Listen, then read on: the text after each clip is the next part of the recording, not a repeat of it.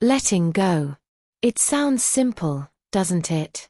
Yet somehow, it feels like one of the hardest lessons we ever face. We spend so much of our lives holding on, to people, to plans, to the stories we tell ourselves about who we are.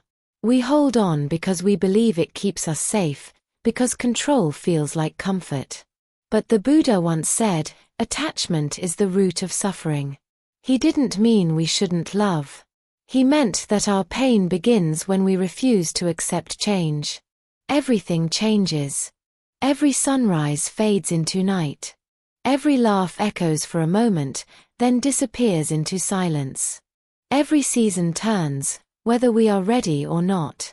And still, we keep trying to make things last forever. But life, in its quiet wisdom, never stops reminding us, nothing stays. And maybe, that's not a loss, but a kind of grace. Imagine holding water in your hand. The tighter you grip it, the faster it slips away. But when you open your palm, the water rests gently within it. This is the essence of letting go, not rejection, but allowing. It's not about abandoning what you love. It's about trusting that love itself doesn't need to be possessed. That joy doesn't need to be chased. That peace doesn't need to be earned. The Buddha didn't ask us to stop caring. He invited us to care without clinging, to love without fear of loss, to open our hearts to the rhythm of life, without trying to control the song. Letting go doesn't mean you stop feeling. It means you stop fighting with what is. Have you ever noticed how much energy it takes to resist reality? To replay the past, to rewrite what's already done, to worry about what hasn't even come? That's the weight of holding on.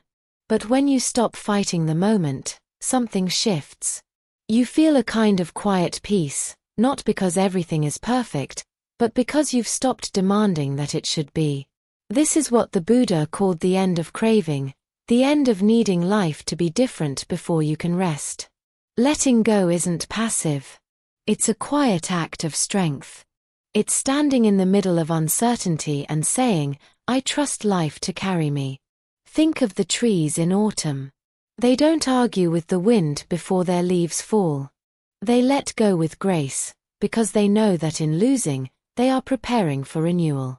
Every leaf that falls becomes part of the soil that will nourish new life in spring. That's how the universe works. Everything gives, everything returns. The Buddha called this truth impermanence, Anicca. Everything rises and fades. Nothing stays. And yet, in this constant change, there is something deeply reliable, the cycle itself. When we accept impermanence, we stop being afraid of endings. We begin to see beauty in the turning of things. So perhaps letting go isn't about losing anything at all. It's about remembering that nothing real can ever be lost. Love remains, even when presence fades. Lessons remain, even when moments end. The essence of what touched your heart, that never disappears. When you release what you no longer need to control, you uncover what was always there beneath it: freedom, peace, and quiet joy. There's a story told of the Buddha under the Bodhi tree. When he finally awakened, he didn't discover something new, he simply saw what had always been true, that everything arises and passes away, and that peace is found in accepting this dance. To let go is to trust this rhythm. It's to stop fighting with the tide and learn how to float. Sometimes we lose people, sometimes we lose parts of ourselves, sometimes we lose the dreams we once held so tightly. But what if that loss is just life asking us to open our hands, so it can give us something new? Letting go doesn't mean indifference. It means love without fear.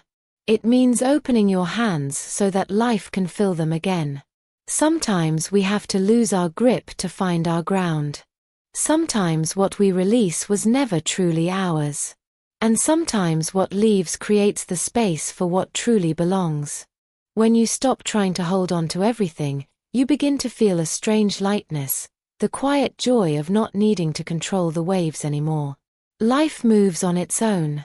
And you move with it, effortlessly. So as you listen to this, Remember, letting go isn't a single act. It's a way of being. It's the daily practice of opening, trusting, allowing. Let things come. Let things go. And stay connected to what never changes, the calm awareness beneath it all. You are not what you lose. You are what remains. Let life flow through you. Let peace unfold in its own time, and when you're ready, smile softly. Because you've already let go.